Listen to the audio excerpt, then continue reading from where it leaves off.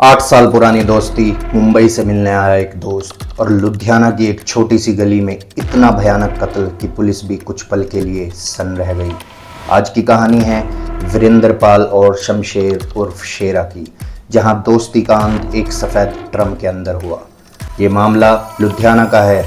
वीरेंद्र पाल पिछले कुछ महीनों से मुंबई में काम कर रहा था। जनवरी की शुरुआत में वो कुछ ज़रूरी मशीनी पार्ट्स लेने लुधियाना आया। लुधियाना में उसका घर था और उसका पुराना दोस्त शेरा भी। दोस्ती नई नहीं थी, करीब 8 साल पुरानी। शेरा पिछले 15 सालों से वीरेंद्र पाल की ही गली में किराए के कमरे में रह रहा था। लकड़ी का काम करता था, वो एक कारपेंटर था। जब वीरेंद्र पाल ने कंप्यूटर नीटिंग मशीनों की फैक्ट्री शुरू की तो शेरा को भी काम पर बुलाया। यहीं से दोनों की दोस्ती और गहरी होती चली गई। वीरेंद्र पाल की हालत सुधरने लगी, लेकिन शेरा की जिंदगी अब भी तंगी में थी। कभी आटे के पैसे, कभी बच्चों की फीस, कभी घरेलू खर्चे। वीरेंद्र पाल अक्सर उसकी मदद करता रहा, पर इस दोस्ती में एक काला मोड़ भी आया।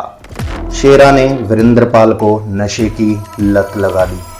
परिवार को समय रहते पता चला और वीरेंद्र पाल को नशे से दूर रखने के लिए नेपाल भेज दिया गया। करीब 1.5 साल बाद वो नेपाल से मुंबई चला गया, लेकिन शेरा से संपर्क कभी टूटा ही नहीं। 5 जनवरी वीरेंद्र पाल मुंबई से आया और लुधियाना रेलवे स्टेशन पर उतरा। उसने फ़ोन किया, शेरा लेने आ जा। शेरा बाइक लेकर आया।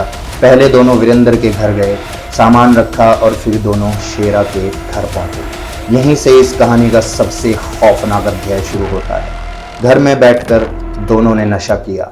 नशे की हालत में दोनों का किसी बात को लेकर तेज झगड़ा हो गया। मारपीट हुई और वीरेंद्र पाल बेहोश हो गया।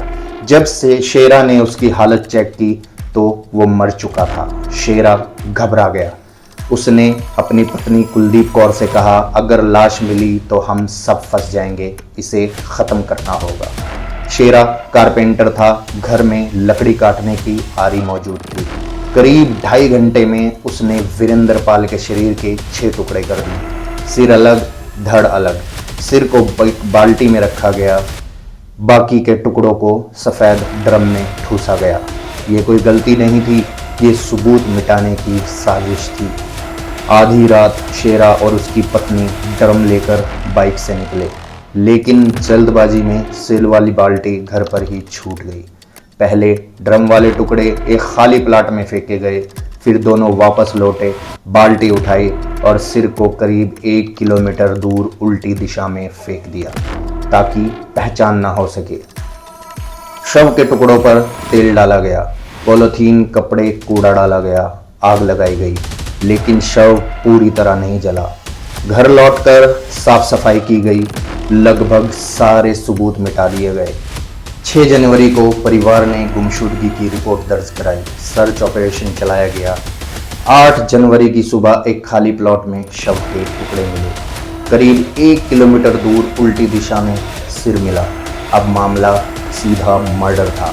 पुलिस ने आसपास के सीसीटीवी खंगाले।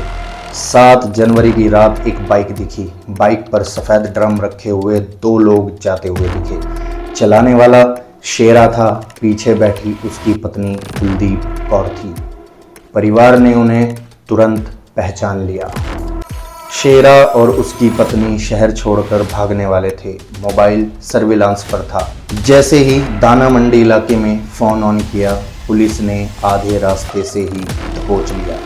पूरे हत्याकांड से पर्दा उठ गया। परिवार पुलिस की कहानी से पूरी तरह संतुष्ट नहीं है। वो सवाल उठाते हैं कि इतने छोटे कमरे में 2.5 घंटे तक लाश कैसे काटी गई? पत्नी और बच्चे सच में बाहर थे या नहीं? क्या बेटे भी सबूत छिपाने में शामिल थे? जांच अभी भी इन सवालों के जवाब तलाश रही है। ये मामला सिखाता है, सबसे खतरनाक दुश्मन अक्सर सबसे करीबी होता है, और जब लालच, नशा और डर एक साथ मिल जाएं तो दोस्ती भी ड्रम में बंद लाश बन जाती है। ऐसा आपके साथ ना हो, इसलिए सावधान रहिए और सुरक्षित रहिए।